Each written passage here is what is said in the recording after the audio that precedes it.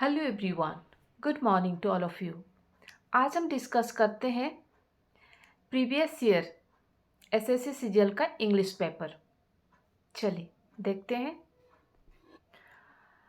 Question number 11, given below are 4 jumble sentences. Select the option that gives their correct logical sequence. इसमें option है, first option है B से start हो रही है। बी से स्टार्ट हो रही है, देखते हैं क्या है। Observatories are places to study place. हाँ, ये ठीक लग रहा है। सेकंड में जो है सी, दे आर मोस्टली। दे क्या है, प्रोनाउन से सेंटेंस को स्टार्ट नहीं कर सकते हैं।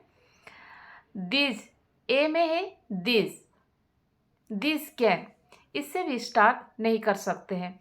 बी से या डी से स्टार्ट कर सकते हैं। तो चलिए देखते हैं बी का, पहले देखते हैं। Observatories are places to study place. उसके बाद दे ठीक लग रहा है, क्योंकि ऑब्जर्वेटरीज का प्रोनाउन हो रहा है they are mostly built on the mountain tops.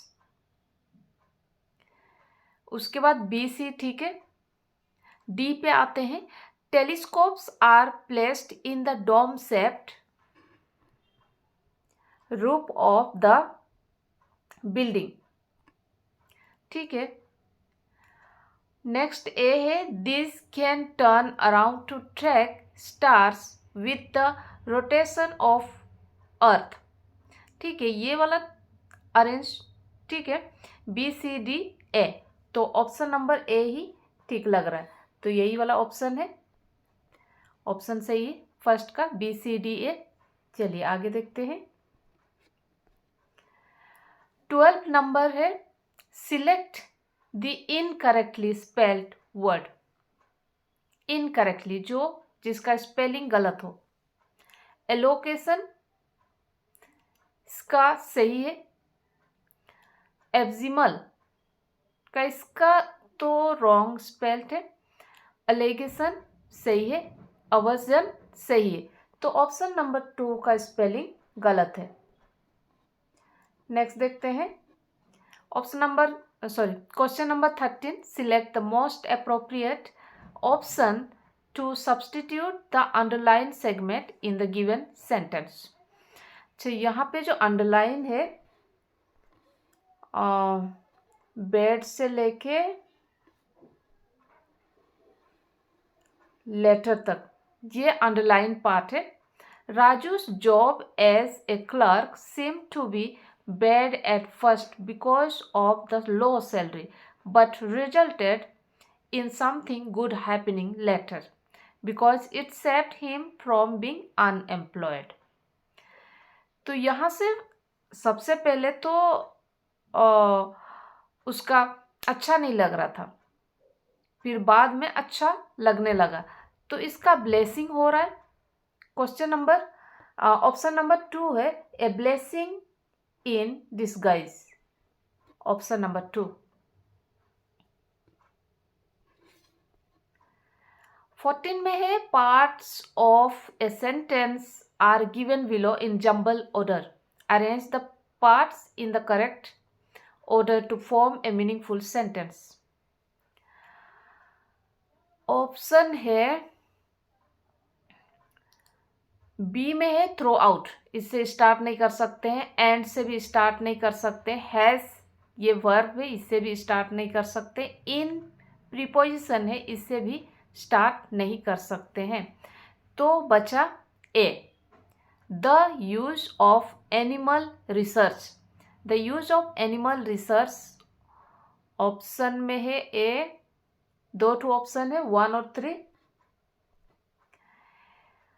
Number 1 है A, the use of animal research. उसके बाद आता है verb has. The use of animal research has किस में आ रहा है, डी में, मतलब ए डी। एक ही ऑप्शन है 3 का, 3 में है A D. Has been a considerable importance in the field of scientific and medical advancement. E के बाद आता है throughout the past century. उसके बाद and it continues.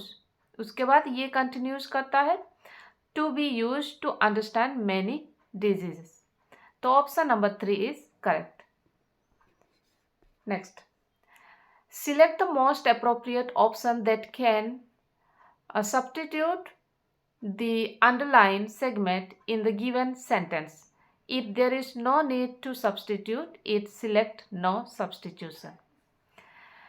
यहाँ से सेंटेंस स्टार्ट हो रहा है spreading awareness about the rights of the consumers and the relief open to they in case they did not get their money's worth of goods and services has rightly been identified as the first priority.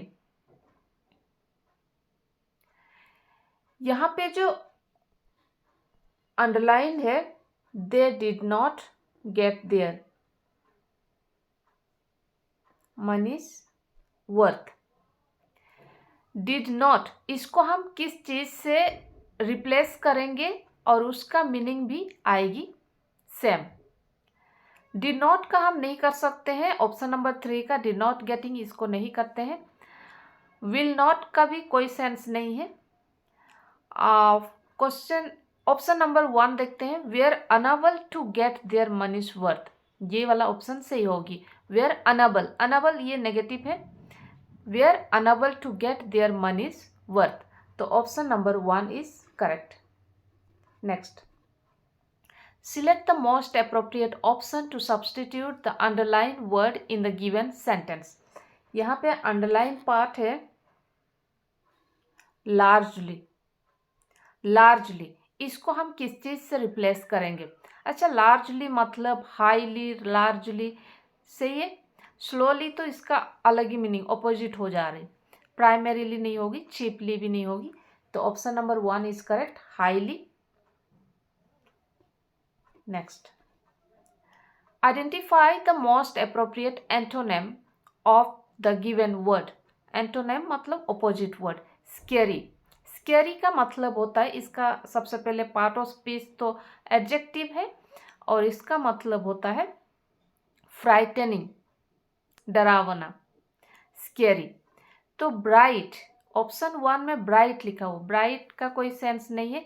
Pristine का मतलब होता है clean and neat and clean होता है. Extremely clean, fresh, इसका नहीं होगा. Awful भी नहीं होगा, नेगेटिव है. कंफर्टिंग, कंफर्टिंग इसका ऑपोजिट हो सकता है, यही वाला आंसर सही है. कंफर्टिंग इसका ऑपोजिट स्केरी का. नेक्स्ट देखते हैं, the following sentence has been split into 4 segments. Identify the segment that contains a grammatically error. इसमें ऐसे कौन सा पार्ट है जो ग्रामेटिकली इनकरेक्ट है? By this time next year I will had. अच्छा, यहाँ पे आई विल हैड लिखा हुआ है. विल के बाद तो हमेशा फर्स्ट फॉर्म होती है, तो हैड का फर्स्ट फॉर्म क्या होगी? हैव. तो विल के बाद हमेशा हैव लिखते हैं, तो यही वाला पार्ट इनकरेक्ट है. I will have graduated from college and starting my first job in the field of marketing. तो option number 4 is correct. Select the most appropriate antonym of the word in bold. Elizabeth stood at the piano which did nothing to allay. Underline part है allay his anxiety. allay का मतलब होता है किसी चीज़ को कम करना है. To make something less strong. Mitigate का मतलब भी होता है कम करना. सिंप्लीफाई इसमें कोई मतलब नहीं. मॉडिफाई का मतलब भी कम करना होता है.